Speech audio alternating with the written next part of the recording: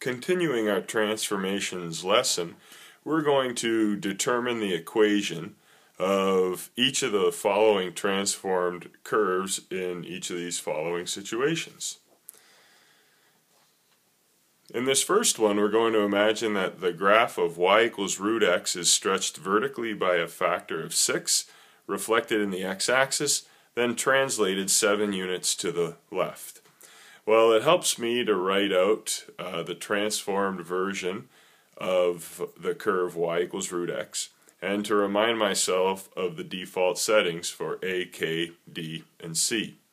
Well, if we're stretched vertically by a factor of 6, then instead of a equaling 1, we know that a has to equal 6 instead.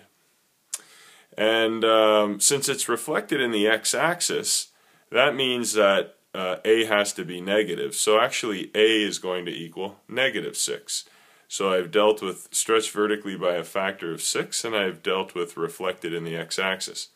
Now, in order for it to be translated 7 units to the left, that would mean that d would have to, instead of equaling 0, equal -7. So I can now write this equation like this: y equals -6 square root of 1 times x minus -7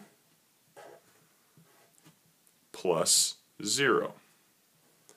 Okay, I've put into this equation each of the appropriate values for a, k, d, and c. Now, of course, I'll leave this as -6, but if I have a 1 in front of this bracket of x minus -7, I don't have to show the 1. And for that matter, I don't have to show this round bracket inside either, since we're not distributing anything in. And x minus -7 is the same as x plus 7. So I can write it like this. And I don't have to add 0 on the end, so I can say that the equation that I was asked for is y equals -6 times the square root of x plus 7. Okay, moving on to the next one. We have the graph of y equals y equals the absolute value of x being reflected in the y-axis, stretched horizontally by a factor of 9, being translated to the left 4 units and translated up 10 units. Well, since we're talking about the absolute value function, I put my absolute value bars there, and I'll show the equation like y equals a times absolute value of k, x minus d plus c, with the appropriate default settings for a, k, d, and c. Now, as soon as I see that it's reflected in the y-axis, I realize that k must be a negative number. So right now, k is -1. Okay? Then it's also stretched horizontally by a factor of 9. Well, since we divide by k, stretching it horizontally by a factor of 9 would be akin to multiplying by 9, which is like dividing by 1/9. So k doesn't have a magnitude of 1, it has a magnitude of 1/9, and it has to be negative since there's that reflection in the y-axis. So our k value is actually -1/9. Since we're translated to the left 4 units, that means our d value isn't 0, it's -4. And since we're translating up 10 units, our c value isn't 0, it's actually 10. And now we can write this out with the appropriate a, k, d, and c values.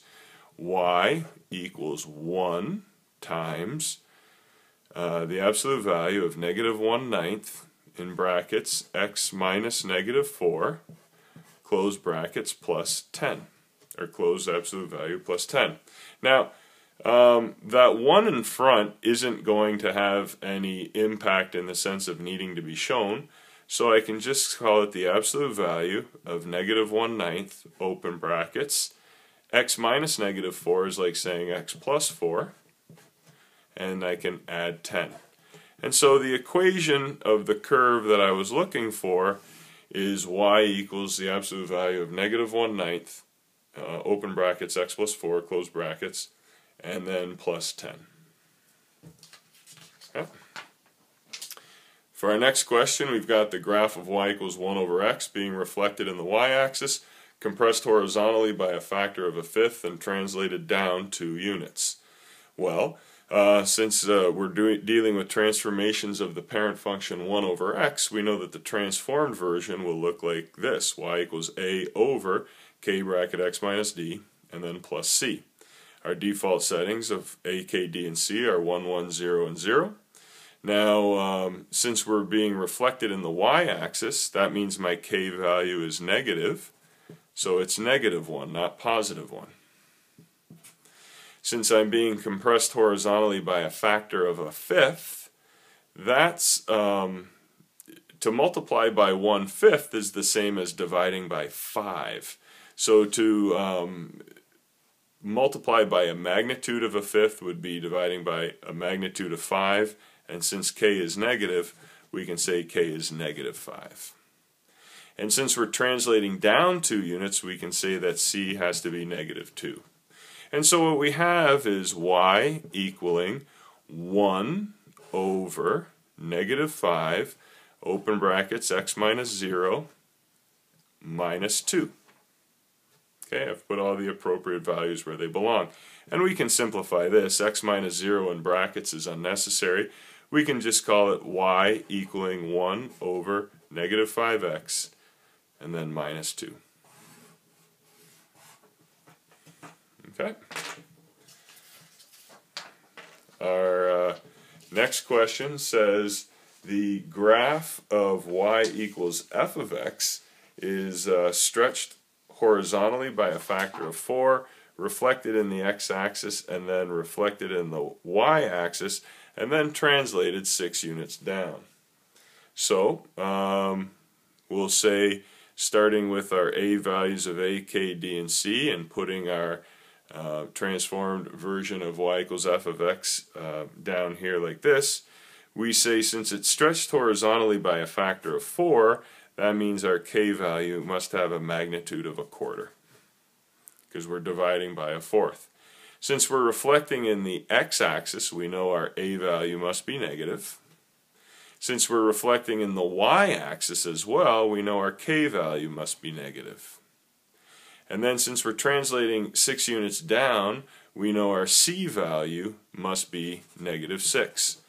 And so what we really have is y equaling -1, f, k is -1/4, x minus 0,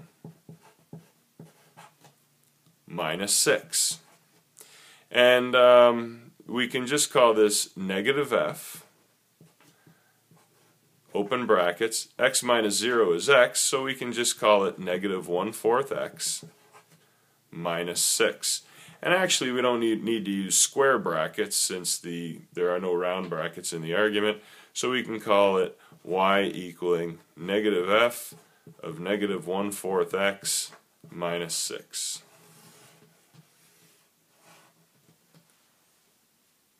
And that is how we deal with these sorts of questions.